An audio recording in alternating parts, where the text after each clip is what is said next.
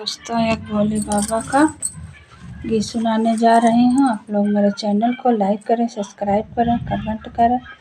भोले बाबा के डमरुआ कमाल कइले बाई। भोले बाबा के डमरुआ कमाल कइले बा।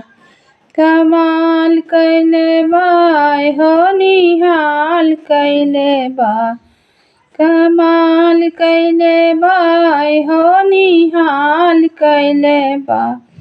भोले बाबा के डमरुआ कमाल कइले बा।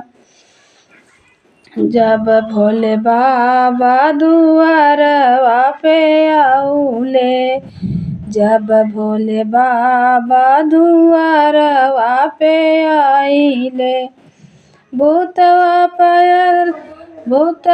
प्रेतवा परेशान कइले बा। ये जी भूतवा प्रेतवा परेशान कइले बा।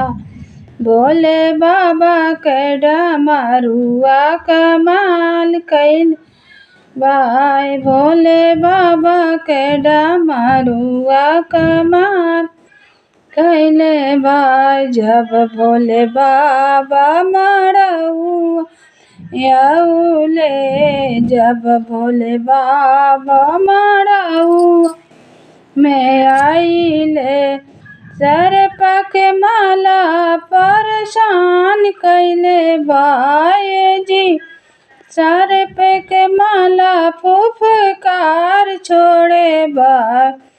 भोले बाबा के डमरुआ कमाल कइले बा। भोले बाबा के डमरुआ कमाल कइले बा। जब भोले बाबा कोबरवा आइले, जब भोले बाबा कोबरवा में आइले, सखिया सहेली परेशान कइले बाई। जी सखिया सहेली परेशान कइले बा। भोले बाबा के डमरुआ कमाल कइले बा। भोले बाबा के डमरुआ कमाल कइले बा।